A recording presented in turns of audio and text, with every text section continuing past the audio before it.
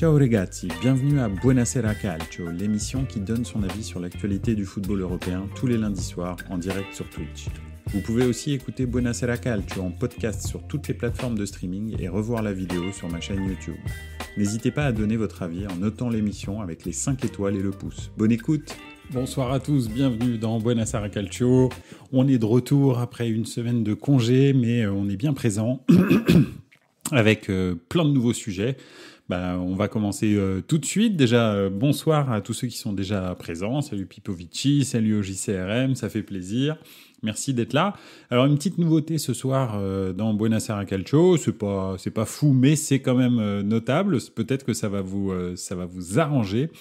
Mais je fais le stream en direct sur Twitch et sur YouTube en simultané. Donc, si vous avez une préférence entre YouTube ou Twitch, n'hésitez pas, il n'y a aucun problème. Je peux répondre sur les deux plateformes et vous pouvez suivre le live sur les deux plateformes. Ah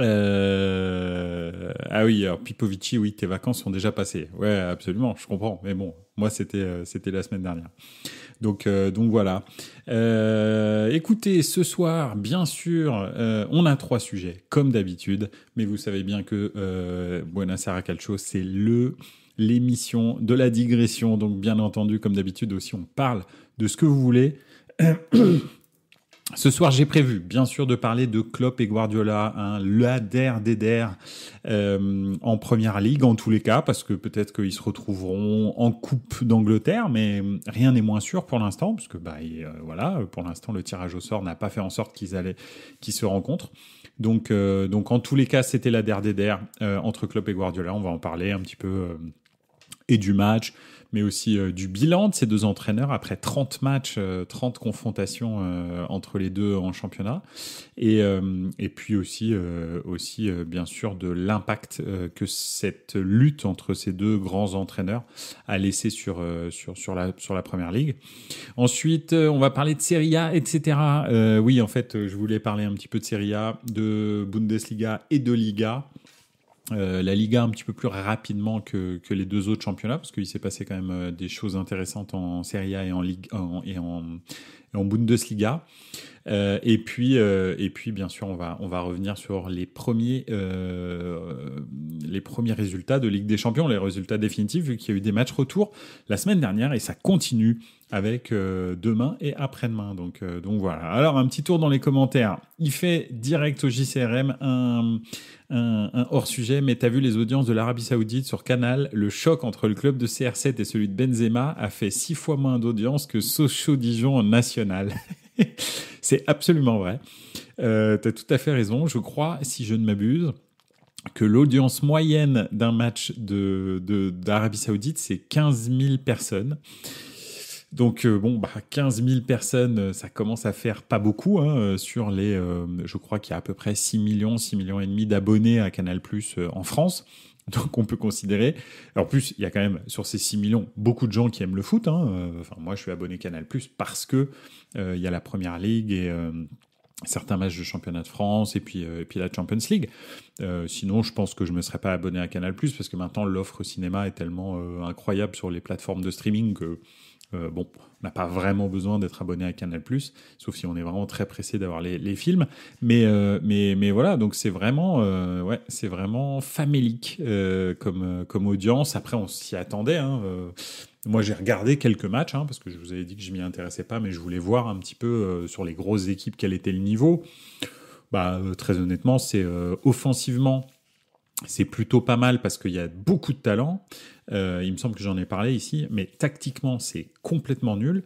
Et défensivement, alors là, c'est même plus nul, c'est autre chose. Il n'y a aucun pressing. Tous les attaquants qui sont plutôt forts, en plus, qui ont été recrutés en Europe, ils ont toujours 2-3 mètres de distance avec leurs défenseurs. Donc forcément, il y a des buts. Mais c'est pas, on peut pas considérer que c'est un championnat qui a de la valeur. Donc voilà. Et deuxième hors-sujet, TF1 qui perd les matchs de la Coupe du Monde de foot pour 2026-2030, ça fait bizarre.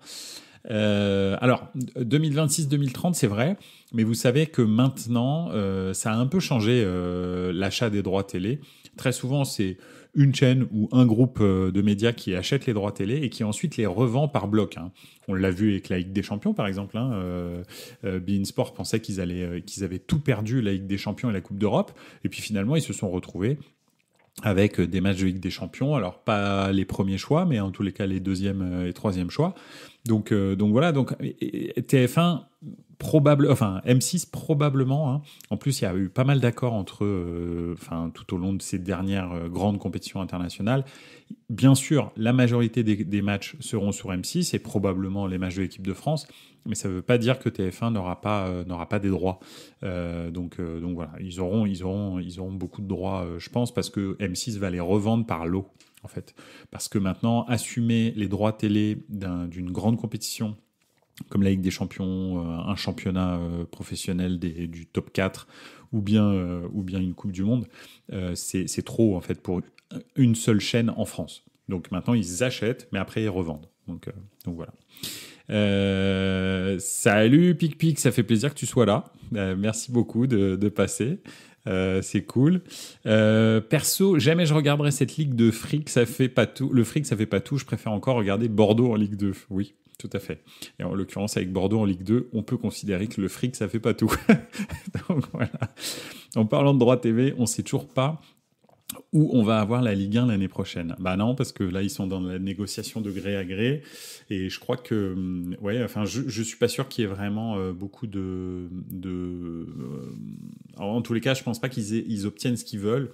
Ou alors, ça va être comblé par beIN Sport dans un espèce de mécanisme bizarre où DAZN paye pas très cher les droits quasi exclusifs de la Ligue 1 et en revanche beIN Sport paye très très cher les droits à l'international, parce que donc c'est beIN Sport qui retransmet la Ligue 1 à l'international dans beaucoup de pays, enfin pays où ils ont des chaînes. Et en fait, il se trouve qu'avec ce mécanisme, si c'est beIN Sport qui rachète ses droits à l'international, les clubs, par notoriété, ce serait le Paris Saint-Germain qui récupérerait le plus clair des droits télé de l'international. Ce qui fait que, en fait, beIN Sport, le Qatar, et donc via beIN Sport, se rendrait de l'argent, en fait. Donc, il dépenserait énormément, ça ferait beau sur le papier, parce qu'on atteindrait quand même les 900, 800, 900, voire peut-être même 1 milliard, mais plutôt 800 millions d'euros.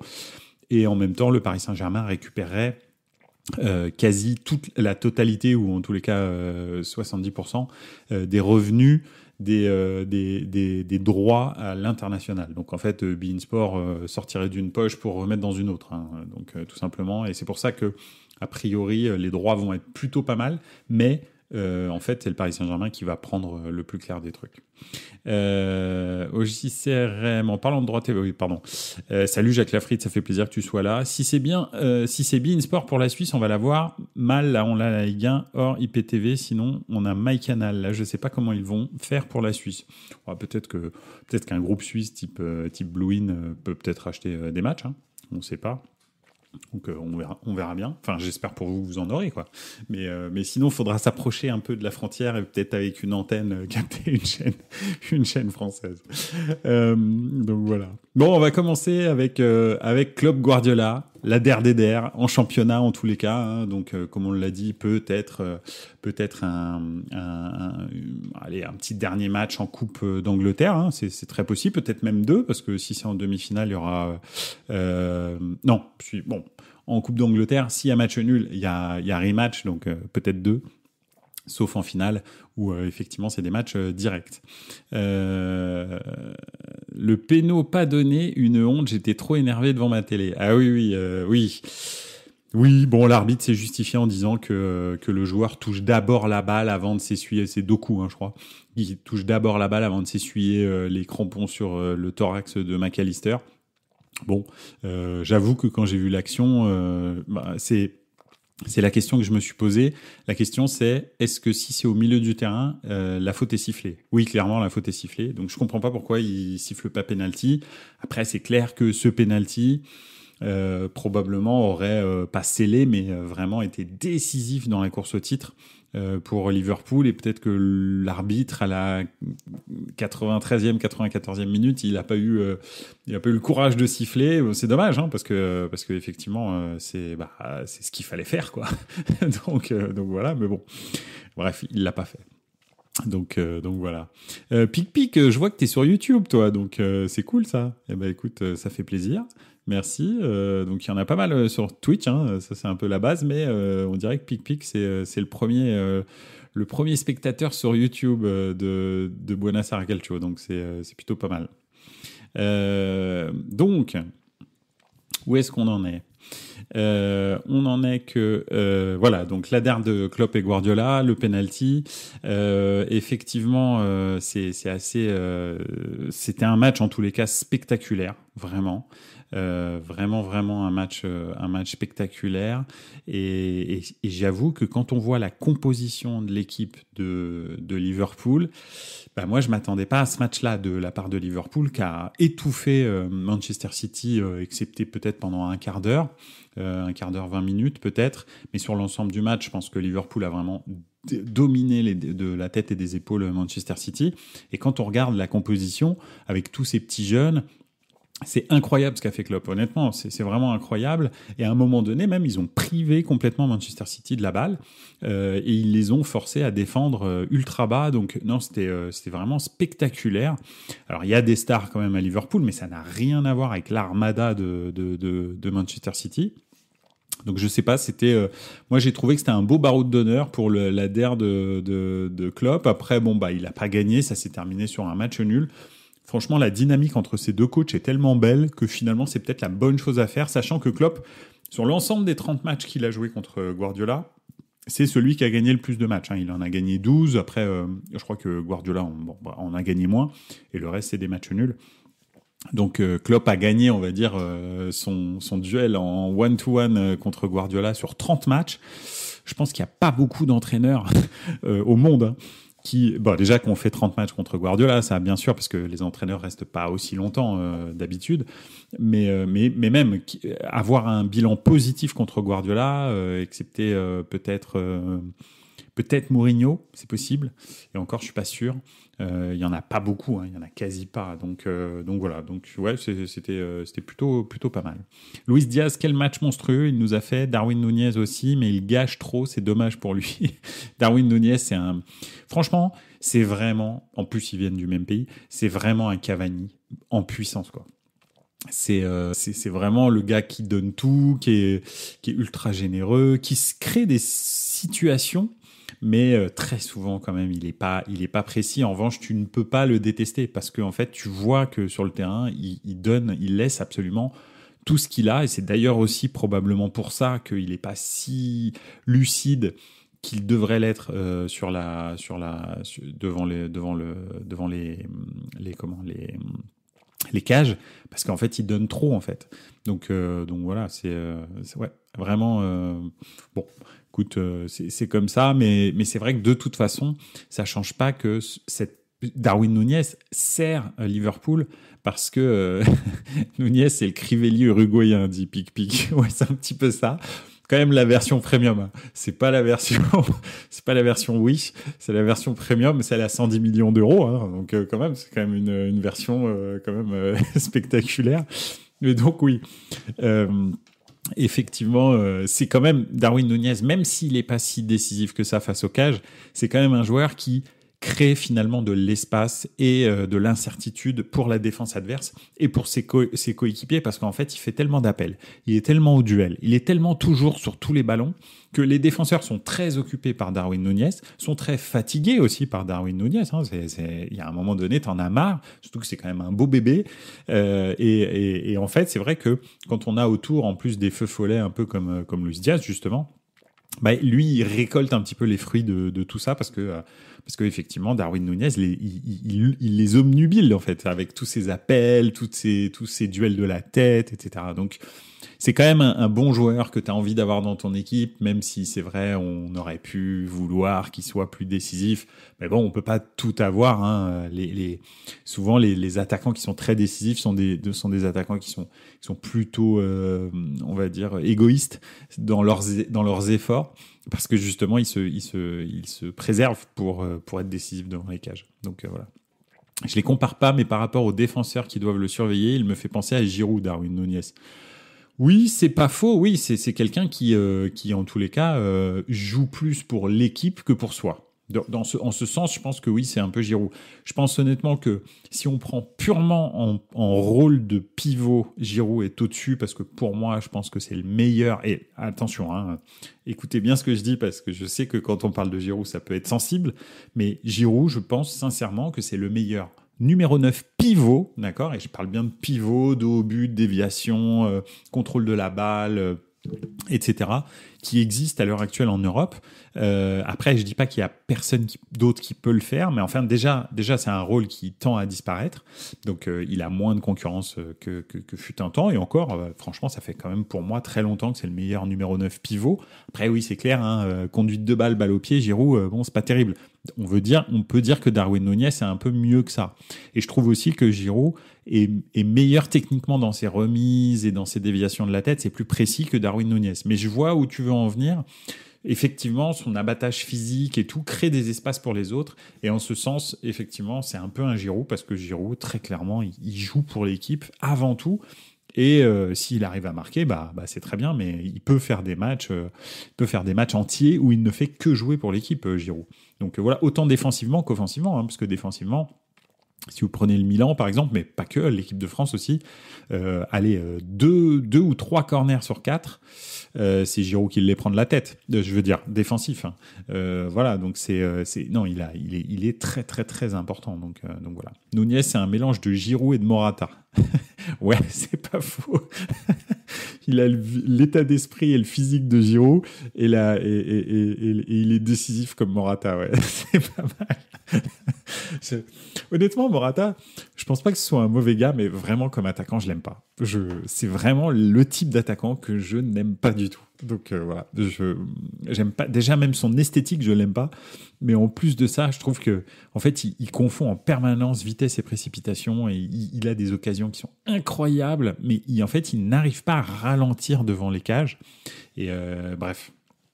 C'est Morata, quoi. Le pauvre. En tous les cas, il a pris cher, Morata. Donc, je veux pas le tracher parce que voilà, les gens sont allés des fois même bien trop loin avec lui, en impliquant sa famille et tout. Donc voilà. En tous les cas, bon, Klopp et Guardiola, après ces 30 matchs en Première Ligue, ils ont clairement changé la façon de jouer de la Première Ligue. Hein. Les équipes de Première Ligue ne sont plus les mêmes que quand Klopp et Guardiola sont arrivés il y a 6-7 ans. En Première Ligue, même si Klopp est arrivé un petit peu avant Guardiola. Le gegenpressing qu'a amené Klopp, ce football ultra électrique, ultra divertissant, cette espèce de combat de boxe que tu mènes dans le foot, c'est vraiment Klopp qui a amené ça. Et de l'autre côté, il y a le jeu de position de Guardiola, hein, parce que c'est vrai que on pense, enfin je sais pas si vous pensez, mais je vous le dis, que les équipes de Guardiola joue un jeu de possession. Ça, c'était avant, effectivement, c'est vrai. Son Barça ou son Bayern Munich jouait vraiment un jeu de possession. Mais depuis qu'il est arrivé à Manchester City, déjà, il était obligé d'évoluer parce que la Première Ligue est complètement différente des autres championnats. Et il a plus utilisé un jeu de position. Donc, c'est vraiment ce qui définit le jeu de Guardiola, c'est le jeu sans ballon et pas le jeu avec ballon. Donc, souvent, son jeu sans ballon implique qu'il a souvent la balle, parce qu'en fait, il y a tellement de mouvements autour du porteur de balle que, en fait, bien sûr, il a toujours une solution de passe. Donc, ça peut impliquer ça. Mais ces jeux de position ne se limitent plus, et d'ailleurs, on l'a vu, ne se limitent plus à juste créer des triangles dans des petits espaces.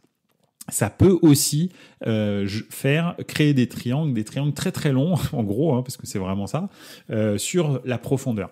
Ce qu'il n'avait pas quand il avait le Bayern ou quand il avait le Barça, où très rarement il y avait des appels dans la profondeur qui étiraient les lignes, des changements de côté. Alors si un petit peu Iniesta, parce que Iniesta savait tout faire, mais sinon effectivement c'était pas vraiment ça dans son Barça et son Bayern. Ça a beaucoup évolué.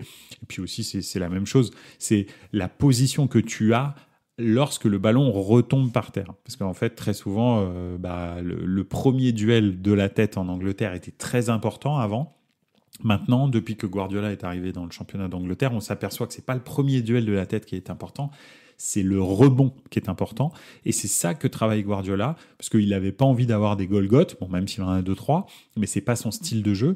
Et il n'avait pas envie d'avoir une équipe qui force le combat physique dans les airs, parce que c'est pas sa façon de jouer. En revanche, il a beaucoup travaillé sur quand il y a un duel de la tête, où est-ce qu'on se situe pour être sûr de récupérer la balle. En fait, c'est le deuxième ballon qui est très important. Donc voilà, un petit peu, je me suis permis de parler un petit peu de tactique ce soir, mais parce que c'est important, parce que ces deux coachs-là ont amené ça en fait, ont amené ça à la Première Ligue et ça a transformé beaucoup d'équipes de Première Ligue. Il y a beaucoup moins de duels aériens, il y a beaucoup moins de kick and rush, j'en parle même plus parce que ça c'était il y a très longtemps, c'est un peu comme les stéréotypes qu'on peut encore avoir sur la Serie A. Donc voilà, avec un football défensif, ce qui n'est plus du tout le cas. C'est la même chose avec la Première Ligue, ça fait bien longtemps que le kick and rush est fini, mais c'est vrai que le duel de la tête était traditionnel et là maintenant c'est bien différent. En revanche, ce que Klopp a amené, c'est ces espèces d'aller-retour là incessants, ces vagues que tu prends. donc voilà. Ouais. Côté City, encore un match pas ouf dans un grand match de Haaland. C'est là qu'il doit beaucoup progresser. Haaland en marquant 4 contre Luton, c'est bien, mais on attend de lui qu'il marque dans ses grands matchs. Moi, je suis tout à fait d'accord avec toi et je continue à dire que Erling Haaland est le meilleur finisseur de la planète. En revanche, le jour où son équipe est pas bien, c'est pas du tout un joueur qui peut faire la décision tout seul. Pas du tout. Il a pas de dribble, il a pas de... Son QI football, excepté dans le placement, n'est pas ultra développé, ce qui fait que non, franchement, effectivement, je suis d'accord, c'est pas fou quoi. Donc moi, je suis pas ultra convaincu par la discussion. Je vous l'ai dit souvent. Est-ce que Erling Haaland fait partie des meilleurs joueurs du monde ou pas? Non, il y a pas de question à se poser. Je veux dire, ce qu'a fait par exemple, Kylian Mbappé contre la Real Sociedad. Alors c'est la Real Sociedad, hein. Mais la passe que lui fait, je sais plus qui c'est qui lui fait la passe. Je crois que c'est Dembélé sur le premier but du match retour. Là, on va en parler un peu, mais par exemple, on peut pas considérer que c'est une passe décisive. Il est complètement excentré contre la ligne de corner. Il fait une feinte de frappe. Le défenseur, il cherche tout ce qu'il a, c'est-à-dire son dos, ses vertèbres, tout est parti. Ensuite, il frappe mais tellement fort en fait qu'il troue le filet. Je sais pas si vous avez vu, mais bon, à ras du poteau. C'est impossible en fait de considérer que, enfin, Erling Haaland, il sait pas faire ça, il peut même pas faire ça en fait, même physiquement, il n'arrive pas à faire un truc comme ça. Kylian Mbappé, il est décisif individuellement, il peut casser un match à lui tout seul. Erling Haaland, si son équipe tourne pas, il va rien se passer, hein, excepté peut-être un corner, et encore, il est pas incroyable de la tête compte tenu de son gabarit. Moi, je le trouve pas fou de la tête. Il est meilleur finalement des pieds. C'est vrai qu'il cadre quasi tout le temps, c'est très très fort quand il frappe, et surtout c'est un dévoreur d'espace, c'est-à-dire qu'il est tout le temps dans un espace où il est susceptible de recevoir la balle. Et c'est ça qui fait vraiment la différence. Mais excepté ces frappes de balles ultra cadrées et le fait qu'ils se mettent en position pour recevoir des balles là où il faut être, donc c'est déjà pas mal, hein, c'est déjà énorme. Hein. C'est pas quelqu'un qui peut par de la magie changer un match. S'il n'y a pas de balle là où il est, il n'y a pas de balle et c'est terminé quoi. Donc voilà, donc moi je suis d'accord. Et toi tu dis au JCRM, si tu regardes l'année dernière en demi et en finale de Ligue des Champions, il est assez inexistant. Encore hier, idem. Ouais. Dans les grands matchs, il est pas là parce que son équipe joue moins bien. Donc, dans les très grands matchs, son équipe galère un peu plus. Hein. Contre l'Inter, je suis désolé, je le répète, je le répète, ils ont été dominés, ils auraient dû perdre cette finale contre l'Inter. Au match aller contre le Real, c'était pas en demi-finale. Ça se jouait pas et on n'a pas vu Haaland. Il y avait un vrai match entre les deux équipes. Alors, au match retour, en revanche, le Real a explosé. Là, il a marqué un triplé, je crois, ou un doublé. Donc oui, effectivement, dès que son équipe domine, il est présent. Dès qu'il domine pas, il n'y a plus personne. Donc voilà. Même en finale du mondial, Mbappé, il peut te changer un match à lui tout seul. Ça, c'est clair. Hein. On l'a vu. Après 80 minutes à avoir subi, tout d'un coup, il s'est réveillé. Et là, c'était... Bon, bref, on est passé à ça. C'est passé à ça de ma mère. Bref. Voilà un petit peu, c'est tout ce que je voulais dire sur Klopp et Guardiola, c'est qu'ils ont vraiment transformé le jeu du championnat d'Angleterre pour le meilleur probablement, on le saura d'ici quelques années. Et ils ont surtout aussi permis décomplexer les équipes anglaises et permis l'arrivée d'entraîneurs comme De Zerbi par exemple, comme je sais pas, même Graham Potter, qui sont des entraîneurs qui pensent un petit peu différemment, alors avec plus ou moins de réussite, mais qui pensent un peu différemment et qui te permettent, ou Unai Emery par exemple, ce sont des gens qui sont entrés en première ligue grâce à Klopp et à Guardiola et je pense que c'est pour le meilleur en fait du niveau de la première ligue, hein, parce que je pense que si on prend Graham Potter, De Zerbi et Unai Emery, ils ont trois philosophies de football complètement différentes et pourtant ils ont tous à un moment ou à un autre joué le haut du tableau en première ligue. Donc c'est franchement plutôt une très bonne truc. Vous savez que je pense que vous savez que je porte pas Guardiola dans mon cœur, mais je dois vous avouer que cette concurrence entre les deux était très saine et surtout l'état d'esprit qu'il y a entre les deux entraîneurs, honnêtement, respect. C'est tellement beau de voir ça dans le football parce que finalement, voilà, chez Guardiola, quand il disait le Jürgen Klopp s'en va, je vais passer des meilleurs nus parce que préparer les schémas tactiques quand tu joues contre Liverpool, c'est horrible. Et on l'a vu encore hier, c'est horrible. C'est horrible parce qu'il prévoit toujours des trucs différents, quoi. Il n'est pas tout seul, hein, il est très bien accompagné. Donc voilà. Il va tellement manquer au foot Klopp, j'espère qu'il ne nous fera pas une Blanc ou une Zidane à trop attendre avant de revenir. C'était pas Tuchel et Conte, Klopp et Guardiola, ça c'est sûr. Ouais, c'est vrai. Tuchel a amené quelque chose aussi dans tous les footballs où il est passé, malheureusement ça dure pas. C'est la grosse différence avec les deux autres. Conte, lui, de toute façon, tu sais, c'est one shot, hein, c'est 1 an et demi, et puis après, le club, il est à feu et à sang. Donc voilà, mais pendant 1 an et demi, tu t'amuses bien, souvent. Bon, tu as dépensé beaucoup d'argent, mais tu t'amuses bien. Donc voilà, oui, c'est pas des bâtisseurs Tuchel et Conte, c'est un peu des uns, c'est-à-dire que derrière eux, il y a rien, quoi, tout est brûlé, quoi. C'est ça le problème. Mais bon, alors que Klopp et Guardiola, je pense qu'ils vont partir et ils vont laisser le club dans un très bon état parce que c'est pas seulement des managers qui s'occupent de l'équipe A, c'est aussi des managers qui s'occupent de la formation des jeunes, de l'intégration des jeunes et tout. Le nombre de jeunes qui jouent à Liverpool et à Manchester City, c'est incroyable en fait. Donc voilà, alors ils s'imposent pas tous, mais ils sont beaucoup à avoir énormément de chance. Là, on voit le Bob, là, par exemple, cette année à Manchester City. Voilà. Enfin, là, par exemple, Jürgen Klopp, il joue avec des joueurs qui sont au lycée, quoi. Qui ont 17 ans. Donc, non, franchement, vraiment bien. Guardiola, tu le vois quitter City bientôt, toi, à t'écouter. Je pense que s'il fait un doublé, est-ce qu'il voudra faire un triplé pour dépasser ou égaler Zinedine Zidane de Ligue des Champions, je parle, hein. Je sais pas. En tous les cas, là, il commence à avoir des déclarations. Voilà, il avait dit qu'il allait pas rester 15 ans à Manchester City.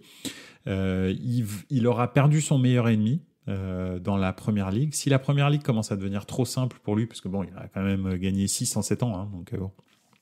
C'est quand même spectaculaire.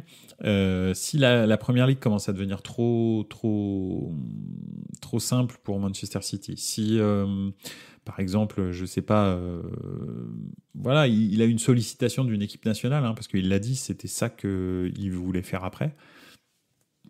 Je pense que peut-être l'année prochaine sera sa dernière saison à Manchester City. S'ils font le doublé cette année là, je suis pas sûr qu'il reste très longtemps, parce que à moins qu'ils se disent il faut que je fasse un quadruplé, quoi, et que je sois l'entraîneur qui ait gagné, le seul entraîneur qui ait gagné 4 Ligues des Champions d'affilée, quoique je ne sais pas quel est l'entraîneur du Real qui a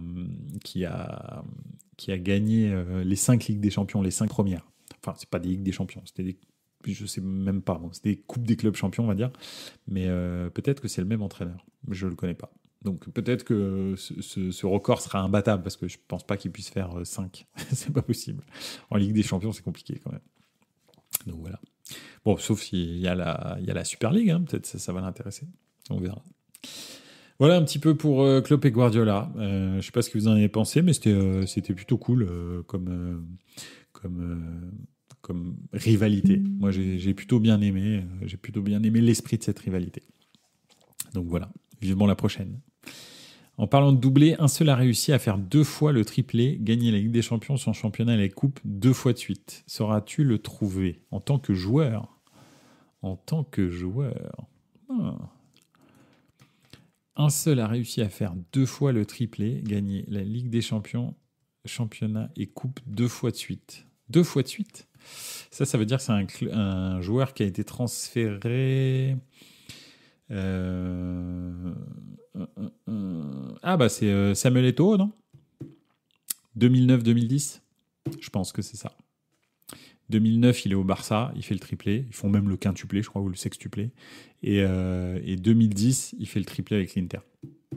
Eh oui. Ah ah.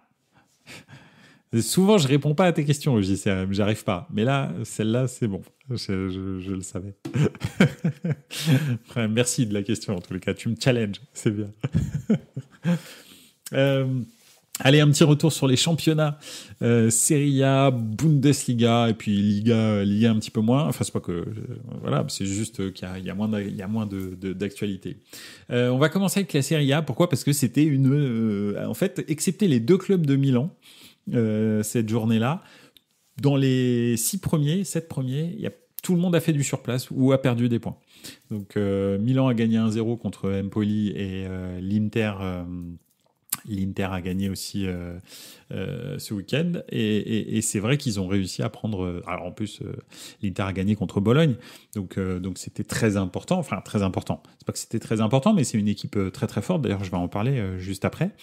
Donc voilà, les 2 clubs de Milan ont pris 3 points. Puis à côté de ça, la Juve, l'Atalanta, l'AS Roma, la Fiorentina et Bologne ont tous perdu des points.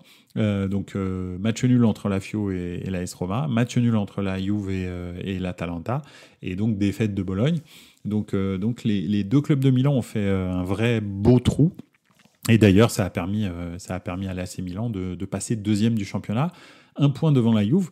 Donc c'est pas la première fois que ça arrive. Généralement, Milan se foire la journée suivante, en théorie, contre une équipe moisie. La dernière fois, c'était Monza, où on devait rester en 2e place. Et puis, bien sûr, ils se sont troués. Ils ont perdu 4-2. donc, tout est possible. Ça risque pas de durer très, très longtemps. Mais bon, on verra. En tous les cas, on est là. Donc voilà. Je vais un tout petit peu baisser mon micro parce que je crois qu'il sature un peu. Enfin, je sais pas si... Voilà, je le baisse un tout petit peu. J'espère que c'est bon pour vous.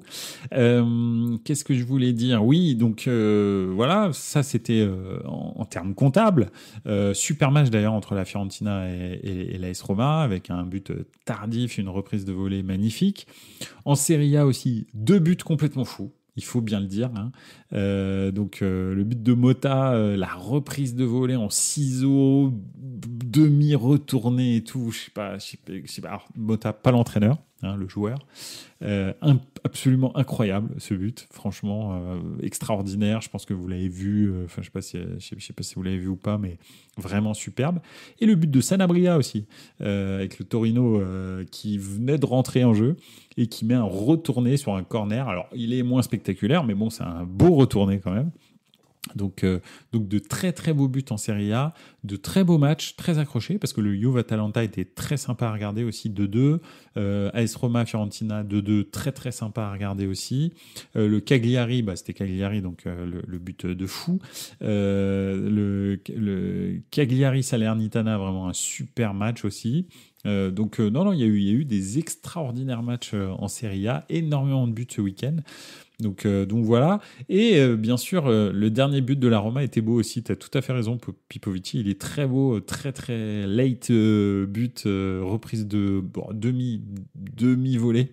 Une superbe demi-volée dans la lucarne. Ouais, c'était sympa. C'était bien. C'était un très beau match, Fiorentina-Roma.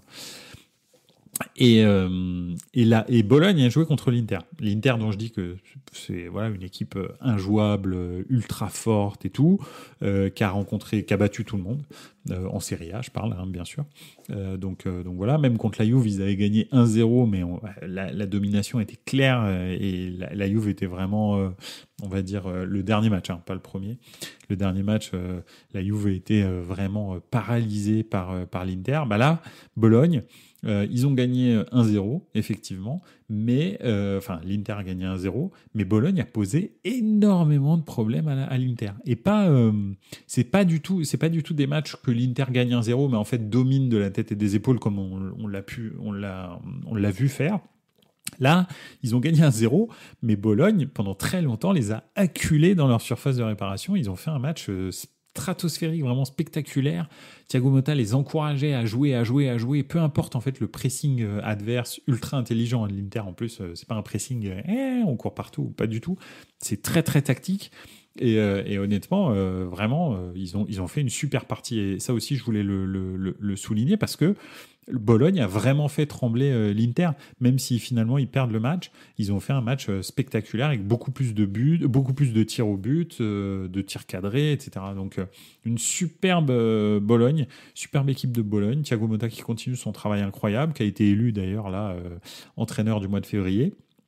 Donc c'est vraiment voilà pas mal et j'ai vraiment hâte de savoir ce que ça va donner. Alors là on dirait qu'il va prendre la direction de la Juve. Je sais pas si le projet de la Juve, à chaque fois qu'ils ont essayé de ramener des entraîneurs joueurs, quand je dis joueurs c'est-à-dire qui demandent à leur équipe de produire du jeu, ça s'est quasi tout le temps mal passé. C'est pas dans l'ADN de la Juve parce que dès qu'il y a un mauvais résultat, le peuple bianco-nero se crispe très très rapidement. Donc c'est vrai que je dis pas ça parce que effectivement j'apprécie beaucoup Thiago Motta, mais je pense qu'un club comme Milan qui a on va dire une culture du jeu un petit peu différente et puis surtout peut-être des exigences aussi moins élevées quoi. Nous c'est pas fino à l'affiné, nous c'est plutôt romantique quoi. Le Milan c'est un peu on va avoir des victoires absolument incroyables et puis après des trous intersidéraux, mais je parle tout au long de l'histoire du club parce que dans les années 80, juste avant que Berlusconi rachète le club, Milan est en série B par exemple. Donc c'est vraiment dans le land scie et je pense que quand il y a du jeu, les supporters du Milan sont très tolérants avec l'entraîneur, même au début avec Pep Pioli. Tant que ça jouait bien au football, même si des fois on perdait, on se disait ouais mais on va dans la bonne direction quoi. À la Juve, je suis pas sûr qu'ils aient cette culture. Donc je suis pas sûr que ce soit un bon choix, mais bon. Après, voilà, on verra. L'Inter est sûr de garder Inzaghi. Inzaghi est un coach absolument incroyable, donc il n'y aurait aucune raison de changer Inzaghi. Mais bon, Milan, pourquoi pas je pense que ça pourrait être pas mal. Alors, on parle aussi du Napoli, mais ça, ouais. Je sais pas. Si j'étais Thiago Motta, j'irais pas au Napoli, quoi. Mais après, ils font ce qu'ils veulent. Napoli est pas un mauvais club, mais c'est juste que c'est un club avec trop d'exigences par rapport aux moyens qu'ils ont en fait. Ils ont eu une année exceptionnelle, mais c'est pas ça le niveau du Napoli quoi. Donc, et le problème c'est que c'est ça qu'ils veulent, donc c'est compliqué. donc voilà. Mais bon bref. Pipoichi qui nous dit et Okafor qui trouve Pulisic en retrait comme à l'habitude de faire Léao, on apprécie. Ouais c'est vrai, Okafor d'ailleurs il a fait un super match. Il a fait un très bon match, donc vraiment pas mal. Après bon. C'était un peu train de sénateur. Bon, après, il y a eu beaucoup de rotations. L'équipe avait joué jeudi contre le Slavia, donc Pioli avait assumé le fait de faire tourner. En même temps, il a l'effectif pour ça. Donc moi, je trouve ça normal. Des fois, il le fait un peu trop. Là, ça va. C'était juste ce qu'il fallait parce que Empoli avec David et Nicolas, attention, c'est pas le Empoli victime expiatoire qu'on a croisé en première partie de saison. C'est déjà plus compliqué. Alors, ils n'ont aucune ambition offensive, mais alors défensivement, en revanche, ils sont super relous. Donc voilà. Bref. Napoli, ils vont pas en Europe, alors que Bologne, si, aucun intérêt. Ouais, tout à fait. Peut-être même, il pourra jouer la Ligue des Champions avec Bologne. Et puis, ils ont le directeur sportif, l'ancien directeur sportif de l'Atalanta, qui est un directeur sportif magique, magicien. Donc, d'ailleurs, on le voit, hein, il y a, je crois que c'est 7 joueurs sur 11 ou 6 joueurs sur 11 qui sont des nouveaux transferts dans cette équipe. Donc, tu peux te dire, quand tu as autant de turnover, ça va être compliqué de jouer. Mais non, parce que le directeur sportif, il est super fort. Et donc, quand il fait des recrutements, c'est pas des charlots, quoi. Donc franchement, c'est très, très bien pensé. Donc peut-être que Thiago Motta va se dire, vas-y, je suis entraîneur d'une équipe qui va en Ligue des Champions, je garde mon effectif, ou en tous les cas, même s'il y a du turnover, je sais que les gars qui recrutent, ils sont compétents. Vas-y, pourquoi pas. Retour de Kaloulou, ouais, en tous les cas, voilà, bon, c'est pas mal, il était sur le banc, et puis voilà, mais oui, c'est bien, il faut y aller tranquille. Il ressort d'une très très longue blessure, une blessure vraiment bizarre. Je crois que c'est le quadriceps qui a lâché carrément, donc c'est chaud. Et Maignan a un essai sur le départ apparemment. Ouais. Alors, je pense que tous les supporters du Milan, je ne sais pas s'il y a des supporters du Milan, bien sûr, Pipovici, je sais que tu es un supporter du Milan, mais les autres supporters du Milan qui écoutent ce podcast ou qui regardent cette émission en direct ou qui la revoient sur YouTube, il faut comprendre que la stratégie du Milan maintenant va être de vendre, mais finalement, et c'est ça qu'il ne faut pas oublier, c'est que ça a été la stratégie du Milan pendant longtemps, hein. C'est bien avant, dans les époques où on gagnait beaucoup. Chaque année, on vend un big, en fait, et c'est comme ça. Et avec ce big, on rachète des joueurs qui nous font gagner par la suite. C'est comme ça qu'on doit faire. Donc oui, l'année dernière, on a vendu Tonali. Cette année, probablement, on va vendre Maignan, et si c'est pas Maignan, ce sera Théo Hernandez. L'année suivante, peut-être ce sera Leao. Et c'est pas grave, en fait. C'est comme ça. Tant qu'on a une architecture d'équipe qui est plutôt cohérente, parce qu'on s'est beaucoup renforcé cette année, hein, moi je trouve, avec Pulisic, Okafor, Chukwueze, au milieu du terrain aussi, avec Reinders, etc. Je trouve que c'est avec Moussa et tout, c'est des très bons recrutements qui ont renforcé l'équipe. Là, on peut pas dire le contraire. Parce qu'on a vendu Tonali. Et là, probablement, on fera un super mercato l'année prochaine parce qu'on vendra soit Maignan, soit Théo Hernandez. Et c'est comme ça, en fait. C'est la vie du football. Des bandiras comme Maldini qui resteront toute leur vie, je pense que ça n'arrivera plus. Et c'est pas grave. Tant que ça fait progresser le projet. Et il faut s'y faire. Chaque année, Milan vendra un big. C'est comme ça. Et chaque année, Milan grandira grâce à ce big. Pensez au transfert de Zidane au Real et ce qu'en a fait la Juve, par exemple, en recrutant Thuram, Nedved et je crois qu'il y en a un troisième. Je suis désolé, la Juve était bien plus forte après le transfert de Zidane qu'avant. C'est comme ça qu'on fait, en fait. En tous les cas, en Italie, ça a toujours été comme ça qu'on a fait. Et voilà, et je pense que c'est pas très grave. Il n'y a pas de problème avec ça. Et moi, je trouve que c'est plutôt une stratégie qui est bonne. Donc voilà. Oui, mais rester avec un goal qui joue bien au pied. Après, l'Inter l'a fait et ça marche, on le voit. Oui, bien sûr, c'est clair. Après, l'Inter, ils ont Marotta. Hein. Marotta, c'est le summum du directeur sportif. Oui, c'est même plus que ça, mais directeur technique, tout, lui, il fait tout, mais c'est vraiment le summum, quoi. Donc voilà, ouais, lui, il est trop fort. Il a un plan sur 5 ans dans sa tête. Il sait exactement ce qu'il va faire, pourquoi, etc. Donc non, et puis ça va rien coûter, tout va être à paramètre zéro. Tous les joueurs qu'il achète, ils sont à zéro. Il n'y a pas de transfert à l'Inter. Hein. Et pourtant, ils ont probablement la meilleure équipe d'Europe à l'heure actuelle. Donc non, c'est un génie, Marotta. Oui, alors rester avec un goal qui joue bien au pied, je pense que c'est vraiment l'ADN. Maintenant, Milan a retrouvé un ADN de jeu. Et on sait ce que c'est que son ADN de jeu. Et c'est clair qu'un goal de 2022, c'est un goal de 2024, pardon, c'est un goal qui joue au pied. Donc ça, il n'y a aucun problème. J'avais entendu parler de Ramsdale. Bon, ce week-end, il a montré qu'au pied, c'était un peu bizarre. Mais moi, j'aime plutôt pas mal Ramsdale. Après, il y a Di Gregorio peut-être aussi, qui est plutôt bien en Italie. Il peut y avoir des goals comme ça. Par exemple, tu vas chercher Brice Samba à Lens, je prends tout de suite. Alors, au pied, il n'est pas trop fort, mais c'est vrai qu'en revanche, sur la ligne, il est fou, quoi. Donc voilà, oui, celui de Monza, absolument, tu as raison, Pipovici. Celui qui a pris un sacré tampon contre, je sais plus, c'était contre Milan, mais je me souviens plus qui lui met.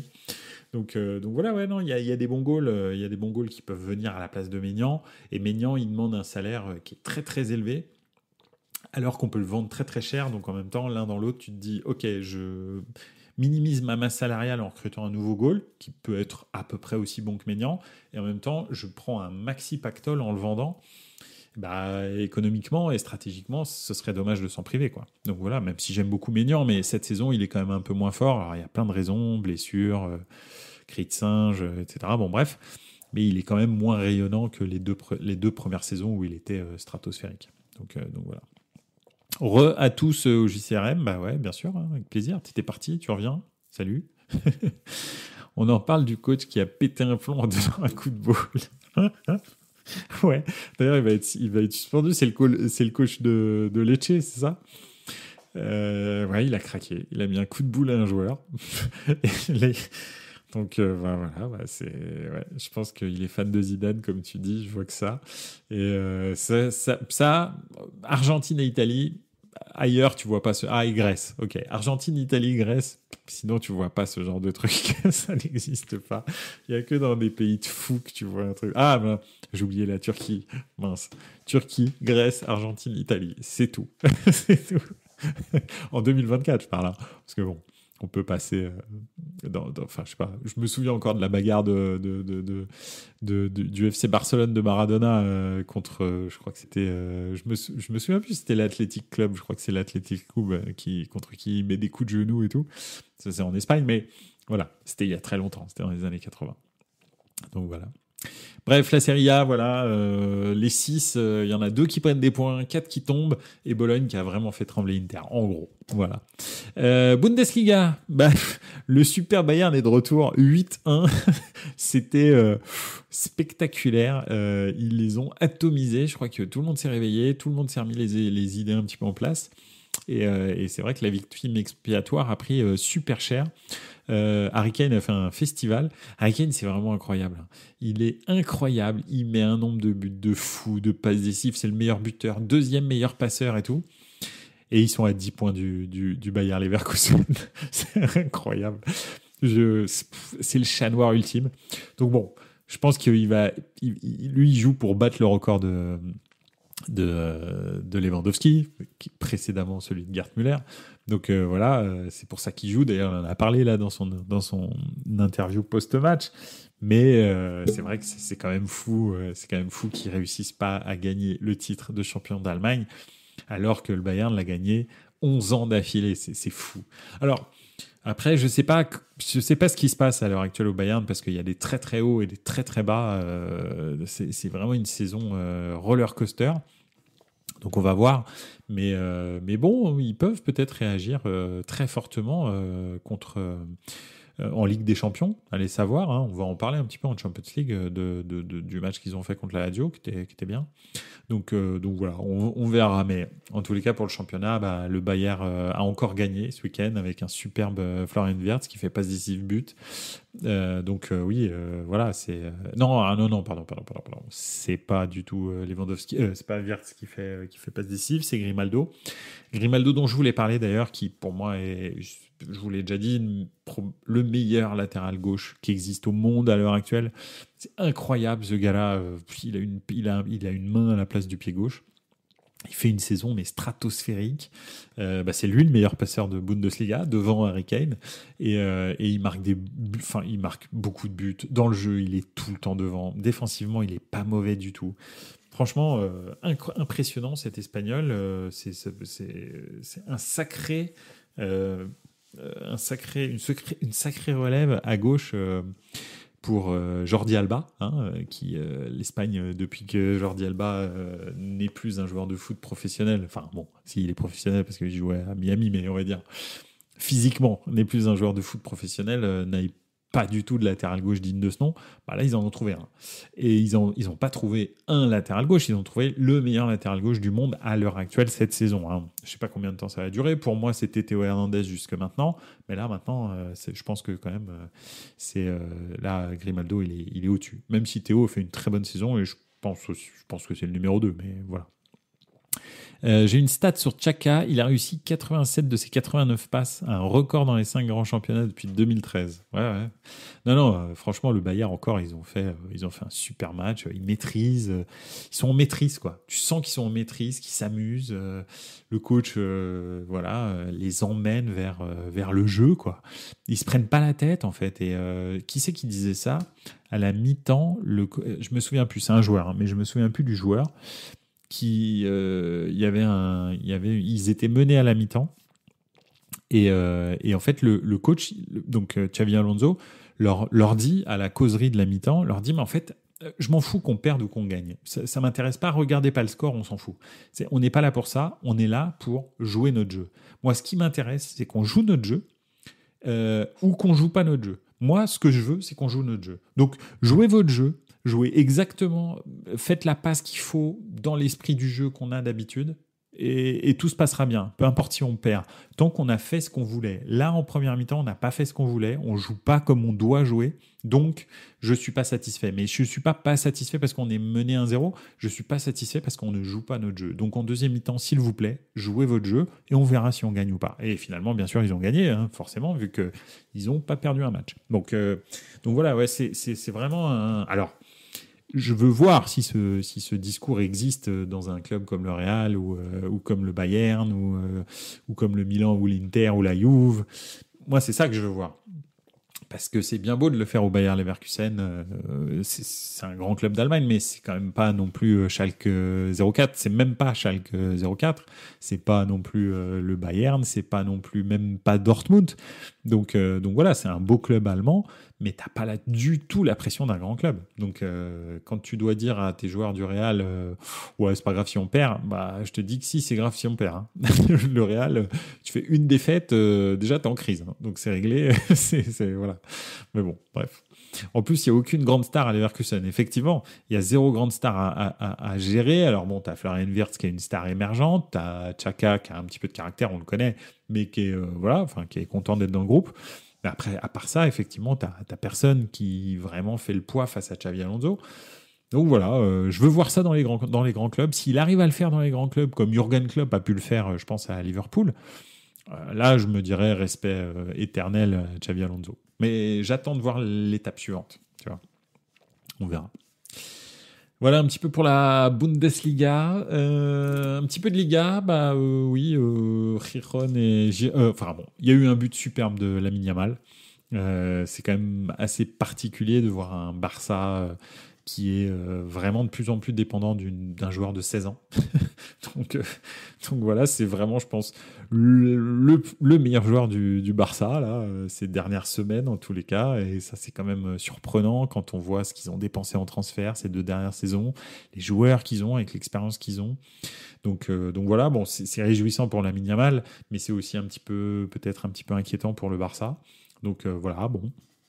Le Real qui continue à gagner, Giron qui continue à gagner, donc voilà, écoute, voilà, et puis toujours des petits problèmes avec Vinicius, donc ouais, c'est la Liga est pas en très bonne posture, et je voulais aussi un petit peu en parler lié à la Coupe d'Europe.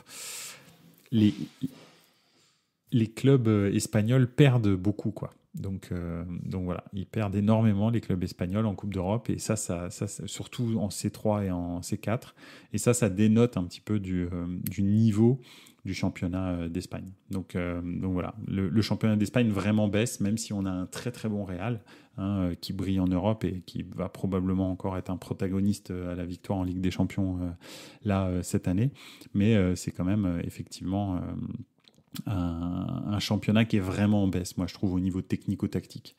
Donc voilà. Ça c'est pour la Liga. On va passer un petit peu sur la Champions League. Juste dire que franchement Paris a bien réagi. C'est un très bon match retour qu'ils ont fait, je pense. Bien sûr, Kylian est là, quoi. Hein. Quand Luis Enrique décide de le faire jouer, il est là, il est décisif. C'est lui qui fait les décisions en tout le temps. Donc voilà, je comprends pas très bien la position de Luis Enrique avec Kylian Mbappé. T'en profites jusqu'à la fin de son contrat et puis après il s'en va et puis c'est cool, quoi. Donc voilà, mais je sais pas, son délire de je prépare la saison prochaine. Bref, il en est sur, par exemple, en championnat, ils sont sur 3 matchs nuls d'affilée, hein, depuis qu'il ne fait pas jouer Kylian Mbappé. Donc, et à chaque fois qu'il rentre, il marque. C'est lui qui débloque les situations. Donc, je comprends pas pourquoi il le fait pas jouer. Bref. Mais c'est comme ça. Il aura bien du temps pour préparer sa saison pendant l'intersaison. S'il demande à ses dirigeants de recruter suffisamment tôt, vu qu'on sait que Kylian Mbappé s'en va, ils peuvent enfin préparer un mercato. Donc ça, c'est le premier truc. Mais en tout cas, ils se sont bien sortis du piège Real Sociedad. Et je pense que la Real Sociedad a vraiment raté le coche sur toute la première partie du match aller. Parce que je pense qu'ils ont dominé le Paris Saint-Germain. Ils n'ont pas réussi à mettre les buts. Bon, enfin, il faut dire qu'ils avaient beaucoup de blessés. Oyarzabal n'était pas là, etc. Mais la Real aurait pu faire douter le Paris Saint-Germain sur l'ensemble des 2 matchs. Mais ça s'est joué au match aller. Et puis, sur le match retour, Paris n'a pas du tout tremblé, vraiment. Voilà. C'est, même avec l'ambiance d'Anoeta, voilà.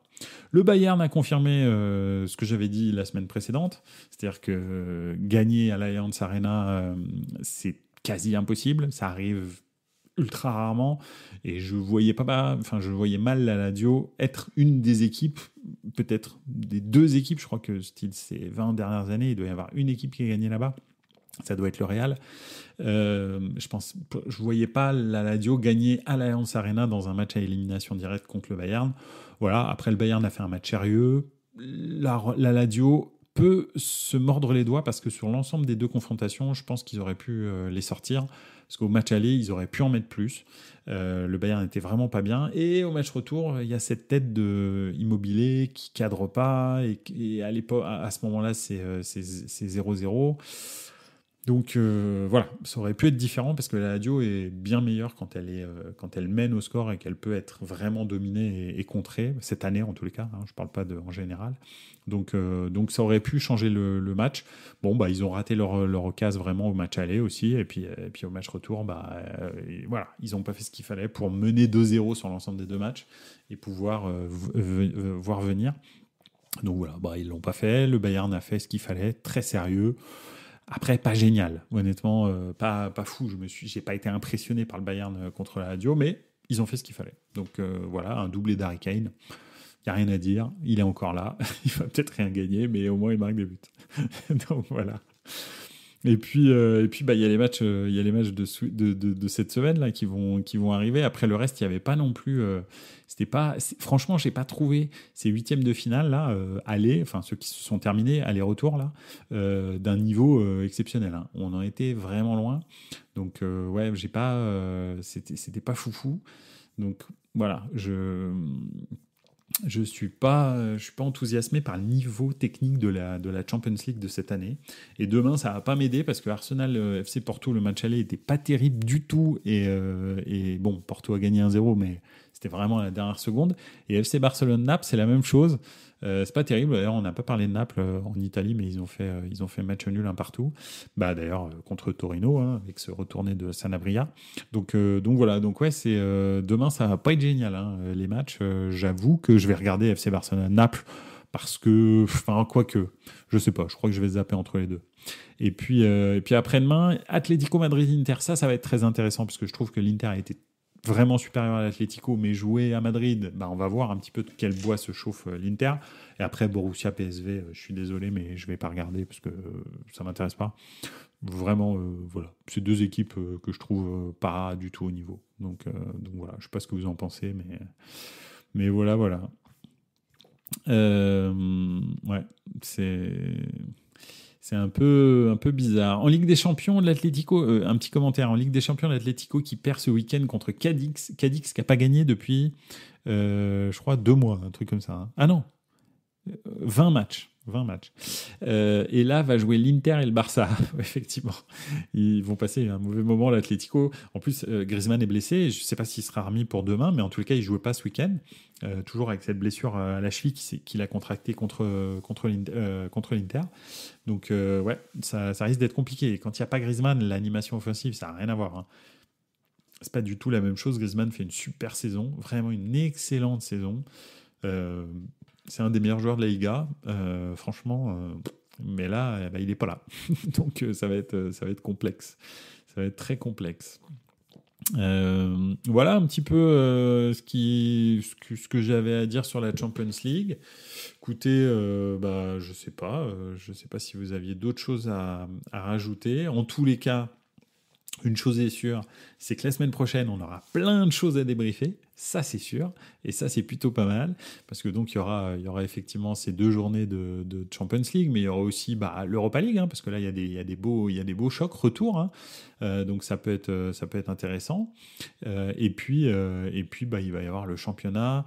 Alors, en championnat, on va faire le petit tour traditionnel. Pas grand chose le vendredi. Bon, en même temps, le vendredi, il n'y a jamais vraiment grand chose. Un Lens-Nice en France, le 5e contre le 6e. Nice qui est sur une espèce de chute libre. Ils font du parachute, les gars. Donc voilà. Arsenal-Chelsea. Bon, Chelsea, 11e. Hein. De toute façon, Chelsea, ils gagnent, ils sont 11e. Chelsea, ils font match nul, ils sont 11e. Chelsea, ils perdent, ils sont 11e. Donc voilà. C'est à peu près tout en Angleterre pour samedi. En Espagne, il n'y a rien de fou. En Allemagne, pareil, rien de fou. Et en Italie, rien de fou. Bon, on va pas s'éclater. On va voir le dimanche. Le dimanche, il y a un Rennes-Marseille. Ah oui, sympa ça, le 8e contre le 7e. Ça, c'est plutôt pas mal. Rennes-Marseille, ça peut être pas mal. Et Brest-Lille, le 2e contre le 4e. Donc à 13h un dimanche. Bon, je sais pas pourquoi ils ont fait ça, mais voilà.